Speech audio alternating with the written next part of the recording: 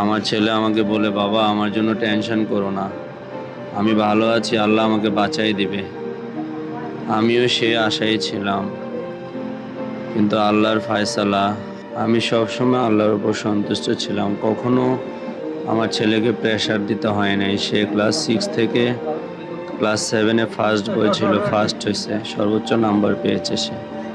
তাকে পড়ার কথা কখনোই বলতে হয় নাই। অসম্ভব মেধাবী, আমার অসম্ভব মানিক ছিল, ভালো ছেলে ছিল। আমার ছেলে কখনো কারোর সাথে খারাপ ব্যবহার করেনি। আমার ছেলে বাসায়ও আছে কি না কেউ জানতো না, এত রিজার্ভ ছিল সে, চুপচাপ থাকতো। মহাপরিকল্পনাকারী, আল্লাহ সর্বময় ক্ষমতার মালিক। আল্লাহ যা করে, আল্লাহর হুকুমের উপর আমি সন্তুষ্ট।